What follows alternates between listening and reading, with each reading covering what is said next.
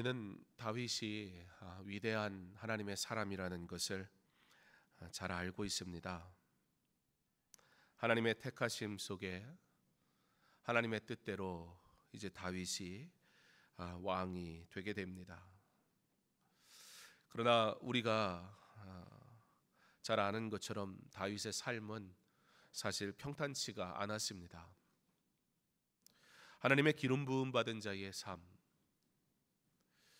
다윗의 삶을 보노라면 우리의 삶에, 예수를 믿는 우리의 삶에 평안이 없다 하여 하나님이 계시지 아니한 것이 아니라는 사실을 우리는 알 수가 있습니다. 다윗은 사실 죽을 고비도 몇 번을 넘겼습니다. 억울한 일도 참 많이 당했습니다. 심지어 살기 위해서 미친 사람 흉내도 내야 했으니까요. 웬만한 사람이라면 하나님 앞에 원망해야 되는 상황인 것 같습니다. 정말 분노할 만한 일들도 많이 있었을 것 같습니다. 그럼에도 불구하고 다윗의 다른 점이 있다면 그가 하나님 앞에서 범죄하지 않았다는 것입니다. 사랑하는 성도 여러분, 우리가 우리의 삶에 하나님 앞에서 범죄하지 않는 자 되기를 간절히 소망합니다. 사람보다 하나님 앞에서 먼저 온전해지기를 간절히 원합니다. 우리의 생각과 우리의 뜻과 우리의 말과 우리의 행동이 하나님 앞에서 먼저 점검되어질 수 있기를 바랍니다. 혹 뒤늦게라도 우리의 연약한 모습을 깨닫게 된다면 하나님 앞에서 반드시 회개할 수 있기를 간절히 소망합니다. 다윗의 특징은 바로 그거였습니다. 하나님 앞에서 범죄하지 않으려고 몸부림치는 삶. 이것이 다윗의 특별함이었고 다윗의 신앙의 승리의 비결이었습니다. 그런데 그것만 있지 않았습니다. 그는 하나님 앞에 범죄하지 않으려고 함과 동시에 또한 굉장히 특별한 한 가지를 가지고 있었습니다. 그게 무엇이냐면 긍휼히 여기는 마음이었습니다.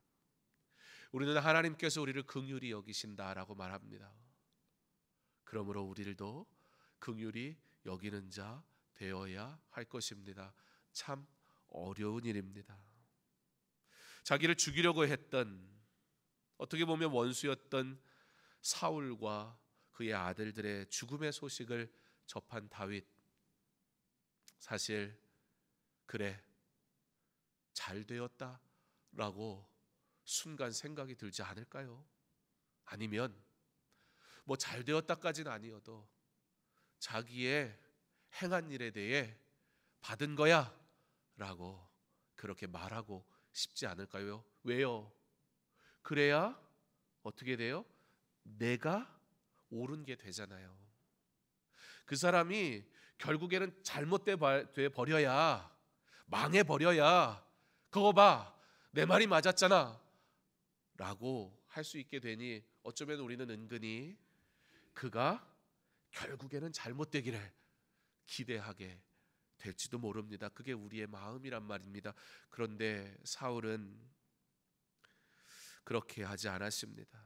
오히려 다윗은 사울의 그리고 그의 아들들의 죽음 앞에 진심으로 슬퍼했고 저녁까지 근심하였습니다.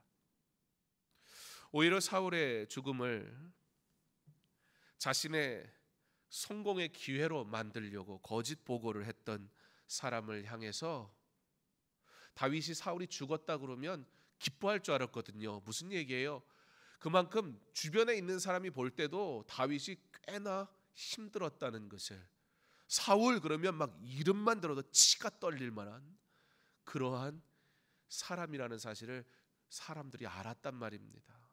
그런데 그래서 사울의 멸망을 보고해 주면 거기에다 자기가 마치도 대단한 일을 한 것처럼 싹 포장하면 다윗이 기뻐하기도 하고 포상도 받을 수 있을 것 같고, 근데 그를 향해 다윗이 이렇게 고백합니다. 여기에 다윗이 긍휼히 여길 수 있는 마음을 가졌던 이유가 나오게 되는데요, 다윗의 성품이 그러하기 때문이었는가 라기보다는 그가 이렇게 고백합니다. 하나님이 기름 부은 자를 죽이기를 두려워하지 아니하였느냐. 왜 네가 심판자가 되냐는 거예요. 왜 네가 판단자가 되냐는 거예요. 하나님이 판단하시지 않겠느냐. 어찌하여 하나님이 기름 부은 자를 너 마음대로 판단하고 네 마음대로 행하느냐. 다윗이 사울을 미워할 수가 없었습니다. 왜냐하면 그가 하나님 앞에 범죄할 수 없었기 때문입니다. 그의 긍휼도 그의 성품에 의존한 것이 아니라 어떤 상황과 환경 때문이 아니라 그는 하나님 앞에 두려워할 줄 아는 자였기 때문입니다. 하나님 앞에서 이것이 다윗이 그의 평생의 신앙의 삶에 품었던 마음입니다. 하나님께서는 원수의 불행을 보며 기뻐하지 않으신다는 것을 알고 있었기 때문입니다. 내가 원수를 미워하지 않을 능력이 있어서가 아니라 우리의 모든 조건은 내가잖아요. 그러니 내가 용납이 안 되면 용서가 안 되는 거예요. 내가 마음이 동하지 않으면 섬길 수가 없는 거예요. 내게 감동이 되지 않으면 사랑이 안 되어버리는 거예요. 그게 우리의 모두의 모습이라고요. 그런데 어찌하여 다윗은 긍휼히 여겼나 사울을? 왜냐하면 하나님을 두려워했거든요. 하나님이 원수를 미워하지 않으신단 말이에요. 그러니 내가 어찌 그럴 수 있을까? 하나님이 기뻐하시지 않는데. 답은 간단했어요. 순종할 때 가능합니다. 우리의 능력이나 우리의 실력이나 우리의 마음 다짐이나 우리의 결단이 우리로 하나님 앞에 가까이 나가게 하는 것이 아니라 하나님을 두려워하고 그의 말씀을 순종할 줄 알 때 우리는 그와 같은 일도 할 수 있더라는 것입니다. 특별히 여기에서 하나님께서 다윗을 왕으로 삼으시는 다윗의 자질이 보이는데요, 지금까지는 사실 개인적인 문제였잖아요. 미워하고 용서하고 용납하고 사랑하고 이와 같은 문제는 사실 내 개인의 문제였잖아요. 근데 다윗에게는 단순히 개인의 문제로 인해 긍휼히 여기거나 용납한 것이 아니었습니다. 더 중요한 게 있었어요. 다윗은 언제나 사랑하는 성도 여러분, 우리가 수많은 사람들이 모여 있는 곳이잖아요. 이곳 다윗을 통해 꼭 배웠으면 좋겠습니다. 저와 여러분이 이와 같이 할 수 있었으면 좋겠습니다. 그게 뭐냐면 다윗은 언제나, 한번 따라하겠습니다. 공동체적인 입장에서 생각했다. 예. 이 일로 내가 당하는 손해가 뭐지? 이 일로 내 마음이 상하나 안 상하나 그게 중요하지 않았다는 거예요. 아프지 않았다는 얘기가 아니에요. 괴롭지 않았다는 뜻도 아니에요. 그런데 그러므로 이와 같은 결단, 이와 같은 행실, 이와 같은 마음, 하나님이 사랑하시는 이 공동체에 유익이 되나? 그걸 먼저 생각했다는 것입니다. 다윗이 왕으로 섬길 만한 좋은 자질을 갖고 있었다는 사실을 여기서 볼 수가 있었습니다. 다윗에게 사울은 개인적으로는 원수지만 공동체적으로 보면 그는 누구였어요? 그래서 네가 어찌하여 하나님의 기름 부음 받은 자를 이란 얘기를 하는 거예요.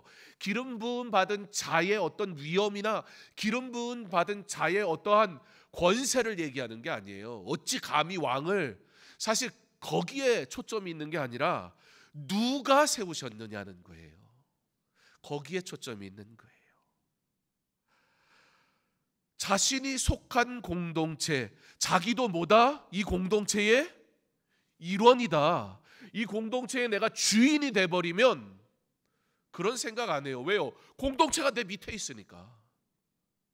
그러나 내가 이 공동체의 일원이 돼 있으면 이 공동체를 위에 세운 지도자, 이 나라에 속한 왕, 이건 그의 연약함과 그의 실수는 사실 쓰라린 아픔이고 눈물을 흘려야 할 일이었단 말입니다.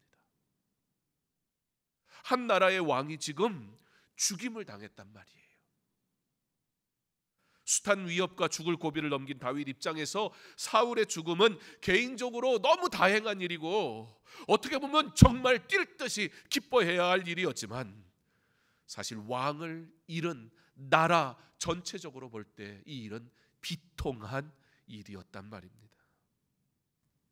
왕의 죽음은 나라의 영광이 쓰러진 일이거든요. 왕의 죽음은 누가 기뻐할 일이에요? 적국 블레셋이 기뻐할 일이거든요. 이는 나라의 큰 수치였고 어려움이었습니다. 그렇기에 그는 개인의 감정을 앞세워 기뻐하거나 또는 드디어 고통이 끝났구나 라고 안도하지 않았단 말입니다. 개인의 만족과 교회 공동체의 만족 중 우리는 어떤 것이 우선순위에 있습니까? 공동체가 신음할 때 아파합니까? 내가 괴로울 때 아파합니까? 나의 말과 행동과 열심을 개인과 내 주변을 위한 것입니까? 아니면 교회와 공동체를 위한 것입니까? 나의 선택이 교회를 살리나요? 나의 선택이 성도를 위로하나요? 나의 선택이 교회를 아름답게 이끌어가나요? 아니면 교회를 뒤흔드나요? 하나님께 지혜를 구하고 하나님이 기뻐하시는 일을 택하는 지혜로운 성도, 저와 여러분 될 수 있기를 기도하고 또 소망합니다. 우리가 성도로 살아가면서 왜 오해가 없으며 때로는 다툼도 있을 수 있고 마음이 상하기도 하며 그래서 상처가 되기도 하는 일이 왜 없겠습니까? 그런데 그러던 중에 혹시 내게 상처 준 사람이 혹은 내가 너무 사랑하기 어려운 그 사람이 어려움을 당하게 될 수도 있습니다.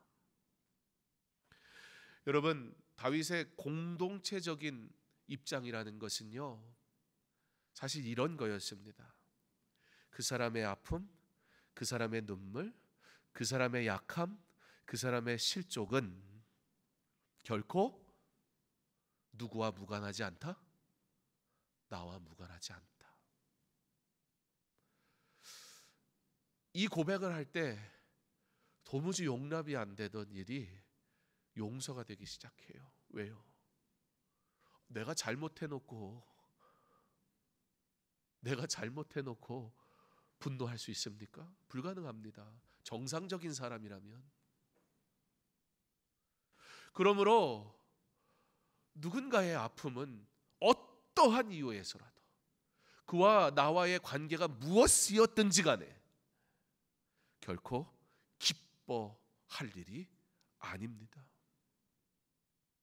성도는 성도의 멸망을 기뻐할 수 없습니다. 그러므로 공동체 안에서 내 뜻대로 다 되었으니 그가 승리자가 되는 게 아닙니다. 내 손이, 내 발이 이겼다고 해서 나의 문제가 해결된 것이 아니란 말입니다. 왜요? 내 몸에 다른 곳이 여전히 아파하고 있는데 내 손이 안 아프니까 나는 멀쩡해 라고 말하는 사람은 아무도 없다는 거지요. 우리는 하나님이 허락하신 공동체 안에서 함께 믿음 생활하는 자들이기에 공동체 일원의 아픔은 곧 나의 아픔, 우리의 아픔이 되는 것입니다. 그래서 우리는 그 문제를 위해 함께 기도할 의무가 있습니다. 그렇기에 우리는 그 개인을 미워하거나 아프게 하지 말아야겠다가 아니라 할 수 없습니다. 믿음의 공동체 안에서는 다른 이의 불행이 곧 나의 불행이라 말씀을 드렸습니다. 그렇다면 우리는 남을 미워할 것도 남의 불행을 기뻐할 것도 없게 되지요. 교회의 일도 마찬가지입니다. 교회 안에서 의견이 충돌되고 다툼이 생길 때 이것은 우리 모두의 문제라는 것을 기억해야 합니다. 바라기는 누군가가 승리자가 되지 않기를 바랍니다. 누군가가 승리자가 되는 순간 그럼 누군가가 패배자가 돼야 되잖아요. 누군가가 기뻐하는 순간 누군가가 아파해야 되잖아요. 누군가가 만족하는 순간 누군가는 불만족 속에 있어야 하잖아요. 그의 문제가 아니라 나의 문제라 여길 수 있는 믿음이 있기를 소망합니다. 성도의 삶과 생명은 하나님께 속하였기 때문에 그러할 수 있습니다. 그래서 여러분 우리의 구원은 흔들리지 않는 것이거든요. 사탄이요 어떻게 할 수가 없거든요.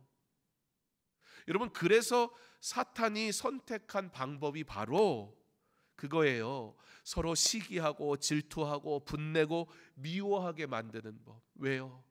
왜냐하면 도무지 사탄은 하나님이 구원하기로 작정하신 하나님의 사람을 흔들 수가 없거든요. 그러니까 어떻게 하는 거예요? 성도와 성도가 싸우게 만드는 거예요. 시기하게 만드는 거예요.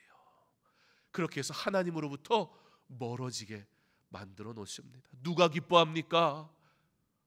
사탄이 기뻐합니다. 제가 아는 목사님 쓰신 글이 마음에 와닿아서 좀 한번 읽어드리려 합니다. 살아있는 동안은 말을 합니다. 이런 말도 들립니다. 저런 말도 들립니다. 그러나 다시 생각해 보십시오.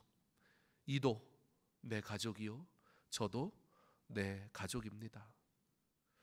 둘 다 사랑해서 말한다고 생각합니다. 주의할 것은 가족들 사이에서 사단이 쾌재를 부르는 일은 없게 합시다. 쉽게 주의 교회에 대해서 말하기 전에 나는 주의 교회를 위하여 무엇을 했는지 하고 있는지를 생각합시다. 인터넷을 보면 또 성도들의 모임 중에 교회 비방 너무 쉽게 합니다. 책임 있게 말하려고 노력합시다. 나도 그 몸의 일부임을 기억합시다. 자기 몸을 그렇게 쉽게 찌르고 상하게 하는지 궁금합니다. 가슴 아픈 가슴 아리가 있어야 합니다. 나는 이제 너희를 위하여 받는 괴로움을 기뻐하고 그리스도의 남은 고난을 그의 몸된 교회를 위하여 내 육체에 채우노라. 저는 사랑할 뿐입니다. 사랑하기에도 부족한 시간입니다. 저는 사랑이 이긴다고 생각합니다. 왜냐하면 그것이 우리 주님의 방법이기 때문입니다. 우리 사랑하다 죽기로 결심합시다. 사랑합니다. 창세기에서 아브라함이 조카 롯을 데려다 놓고 한 말을 기억하십니까? 조카의 목자들과 자기의 목자들이 자꾸 다투니 아브라함이 이렇게 말합니다. 아브라함이 롯에게 이르되 우리는 한 친족이라. 나나 너나 내 목자나 네 목자나 서로 다투게 하지 말자. 내 앞에 온 땅이 있지 아니하냐? 나를 떠나가라. 네가 좌하면 나는 우하고 네가 우하면 나는 좌하리라. 어떻게 보면 아브라함이 진 거잖아요. 손해봤잖아요. 롯은 뜻대로 됐잖아요. 그러나 누가 참된 승리자였습니까?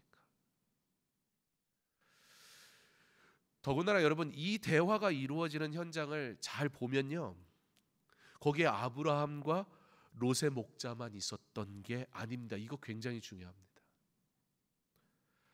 창세기 13장 7절에 보면, 그러므로 아브라함의 가축의 목자와 롯의 가축의 목자가 서로 다투고 또 가나안 사람과 브리스 사람도 그 땅에 거주하였느니라. 하나님의 사람들이 분쟁하는 그 자리에 누가 있었다고요? 이방인들이 있었다고요. 그리스도인들이 분쟁하는 그 자리에 누가 있었다고요? 불신자들이 있었다고요. 가나안 사람과 브리스 사람이 그 현장에 함께 있으면서 아브라함과 롯이, 그래 하나님을 믿는다고 말하는 저 사람들이 어떻게 끝내나 한번 보자. 싸움 구경처럼 재밌는 게 없잖아요. 근데 싸움이 어떻게 끝난 거예요? 감동으로 끝난 거예요. 뭐지? 아브라함은 바본가? 근데 어떤 생각이 들까요? 나도 만약에 친구를 사귄다면 아브라함 같은 사람 사귀어야지. 그러지 않겠어요? 그러면 아브라함의 하나님이 궁금해지는 거예요. 공동체가 서로 사랑하는가 미워하는가 세상이 보고 있단 말이에요. 서로 사랑하고 이해하고 용납하고 포기해야 할 하나님의 공동체가 내가 옳다고 주장하고 다른 이를 미워하고 우리만의 문제가 아니라고요. 서로 지적질하고 서로의 연약함을 막 들춰낼 때 세상이 똑같네, 아니 더하네 조롱거리가 돼서는 안 됩니다. 내가 승리하여 하나님의 이름이 조롱거리가 된다면 여러분, 그 승리가 도대체 뭡니까? 제가 그러한 사람이 되지 못하였었습니다. 말씀을 보면서 저부터 먼저 그런 사람이 되기를 결심해 봅니다. 성도들의 하나님을 위한 사랑의 말들을 들을 수 있는 귀가 있고 그것이 하나님의 뜻이라면 따라야 할 마음의 준비가 있기를 원합니다. 그러나 우리가 연약하여 실수할 수 있으니 하나님의 뜻이라면 이루시고 하나님의 뜻이 아니라면 깨닫게 하옵소서. 기도할 수 있는 그런 하나님의 사람 되기를 소망해 봅니다. 이것이 무엇입니까? 왜 이런 마음을 우리가 가져야 하겠습니까? 성도는 주님의 교회를 향한 가슴 아리가 있어야 되기 때문입니다. 교회의 아픔을 볼 때 그래서 성도는 함께 눈물을 흘리지 비난하지 않습니다. 왜냐하면 함께 예배하는 지체들이 바로 내 형제고 자매이기 때문입니다. 문제를 지적해야 되는 때가 있다면 찢어지는 아픔이 있기를 바랍니다. 그리고 우리 하나님의 시각에서 슬퍼하고 기뻐할 줄 알기 바랍니다. 하나님의 것을 선택할 줄 알고 하나님의 마음을 닮아 그분의 뜻대로 기뻐하고 슬퍼하기로 작정한 다윗은 이제 때가 되니 하나님께서 하나님의 약속대로 유다의 왕이 되게 하시고 후에 가서 다윗은 결국 온 이스라엘의 왕이 되었습니다. 언약의 하나님께서는 반드시 그의 약속을 이루십니다. 그 약속 아래서 이제 다윗에게 온 이스라엘의 왕이 되는 기쁨을 누리게 하나님께서 허락하셨습니다. 왕이 된 다윗의 첫 번째 행보를 한번 잘 보세요. 여호와께서 주위의 모든 원수를 무찌르사 왕으로 궁에 평안히 살게 하신 때에 고생이란 고생은 다 했어요. 이제야 비로소 하나님의 승리로 인해 그에게 참된 평안이 찾아오게 되었습니다. 그때 그가 어떻게 합니까? 승리를 주신 분이 누구다? 하나님이시다. 여러분, 혹 우리가 승리를 기뻐해야 할, 그래 내 뜻이 맞았어 라고 고백해야 되는 순간이 온다면 그 승리의 주인이 하나님이십니다라고 찬양할 수 있는지 없는지부터 생각해 보십시오. 정말 이게 참된 승리인가? 점검을 해봐야 되잖아요. 그러면 이 승리가 내가 기쁜데 사실은 이 승리케 하신 일은, 이 승리의 방법은 하나님의 방법이었나 뭐를 생각해 보면 이게 진짜 승리인지 아닌지는 딱 구별이 돼요. 내가 옳으니 승리가 아니라 하나님이 기뻐하시는 것이 진짜 승리다. 그때에 하나님이 기뻐하시지 않는다는 생각이 든다면 어떻게 해야 합니까? 하나님 앞에 엎드려야 됩니다. 왜요? 내가 하나님 앞에 범죄한 거잖아요. 사무엘과 같이 은혜를 기억하면 실수를 하지 않을 수 있습니다. 다윗과 같이 자신의 위치를 분명히 알고 있으면 실수를 줄일 수가 있습니다. 믿음의 사람들을 보세요. 그들은 실수할 수 있을 때 하나님을 먼저 생각합니다. 자신이 왕임에도 불구하고 지금 진정한 왕이 하나님이시라고 고백하고 있잖아요. 왕이 선지자 나단에게 이르되 볼지어다 나는 백향목 궁에 살거늘 하나님에게는 휘장 가운데 있도다. 그가 평안한 때 하나님을 기억합니다. 사실 너무 쉽지 않은 일이에요. 이거 우리는 주로 언제 하나님을 찾습니까? 괴로울 때, 고통스러울 때, 무언가 필요할 때. 그러나 평안할 때, 내가 잘 나갈 때, 내가 옳다 여길 때 사실 하나님께 가장 묻지 않는 때, 그에게 그의 삶에 가장 평안함이 찾아왔을 때 하나님 앞에 한 가지 소원이 생겼습니다. 바로 하나님의 전을 짓는 것이었습니다. 그리고 이 마음에 나단 선지자가 참여합니다. 사랑하는 성도 여러분, 우리 교회가 이와 같기를 소망합니다. 함께 하나님이 기뻐하시는 일에 아름다운 하모니를 이루는 교회 되기를 소망해 봅니다. 얼마나 아름답습니까? 왕이라고 자기 마음대로 하지 않아요. 선지자라고 하나님의 뜻이야 라고 주장하지 않아요. 그러나 함께 하나님이 주신 마음으로 어떻게 하나님께 영광 돌릴까 기뻐하는 그 모습이 마치도 어린아이와 같이 기뻐하고 있는 모습. 하나님의 사람들이 아름다운 하모니를 이루는 것, 이보다 더 아름다운 일은 없습니다. 어떻게 하면 그거 할 수 있을까요? 우리 하나님의 시각에서 바라보면 됩니다. 내가 무엇으로 하나님을 기쁘시게 할까? 이것이 내게 좋은가를 내려놓고 하나님이 이것 하면은 기뻐하실까? 그걸 생각한다면 우리의 마음이 하나가 될 수밖에 없겠죠.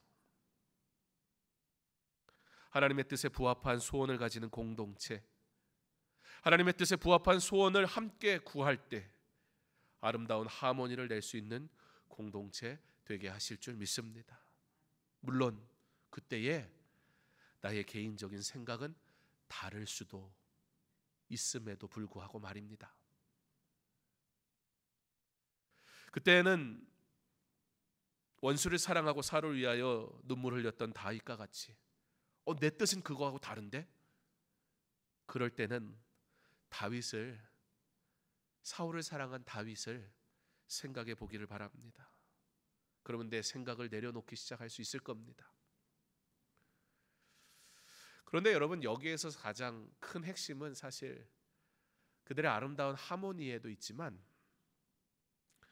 아무리 우리가 소망한다 하여도 하나님의 뜻이 아니라면 우리는 하나님의 거절 앞에서도 기뻐하고 순종할 수 있어야 된다라는 사실을 꼭 기억했으면 좋겠습니다. 거절을 좀 당해봐야 돼요. 거절을 당해본 사람이 거절하는 사람의 마음도 알아요. 거절을 당해본 사람이, 근데 내 뜻대로 대부분 되는 사람들은요, 물러서기가 힘들어요. 경험을 안 해봐서. 제가 아이들을 양육하는 데 있어서 가장 좋은 장점은 그건 것 같아요. 아이가 많으니까 아이들에게 부모로서, 저도 부모니까 해주고 싶은 게 있잖아요. 제가 어제 저희 아내하고 셋이 이렇게 앉을 일이 있어서 그런 대화했어요. 아내가 그러더라고요. 제가 우리 셋째 엄청 예뻐한다고. 저는 다 예뻐하는데 여러분 눈에도 그렇게 보이세요? 아, 그래요? 제가 엄청 잘못을 했네.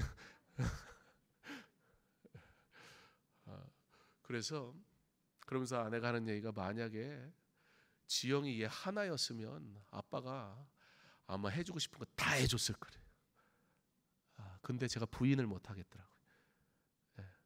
우리는요, 절제가 안 돼요.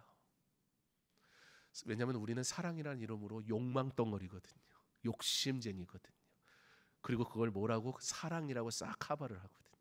그러니까 사랑이라고 커버해 보니까 내 행위가 괜찮은 줄 아는 거예요. 사실은 다 내 만족 안에서 이루어진 일인데. 그런데 아이가 여럿이니까 그게 안 돼요. 절제를 제가 잘하고 싶어서 잘할 수 있으니까 아니라 그렇게 할 수가 없어요. 왜요? 당장 애들이 와서 아빠 나는 그러는데요. 그래서 어디 가서 걔만 데리고 뭘 먹잖아요. 야, 이거는 인스타에 올리면 안 돼. 우리 집에 다른 애들이 봤다 큰일 나는 일이잖아요.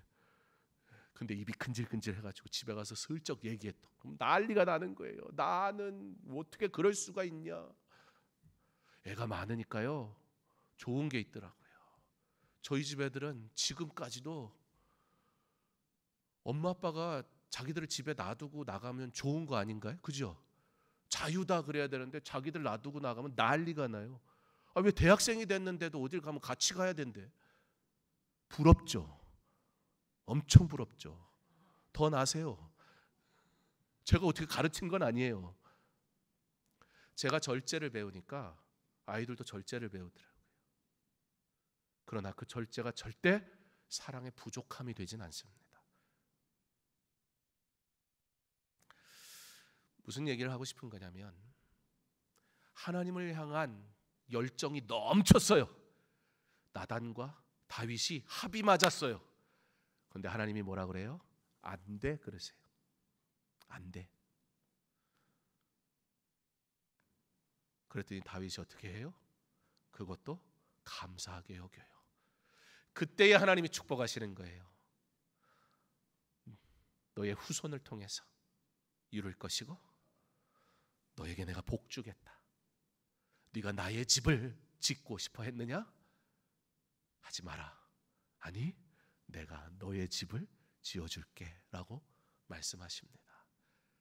우리 모두 이와 같은 하나님의 복을 누릴 수 있는 하나님의 사람 될 수 있기를 바랍니다. 내 열심으로 하지 마세요.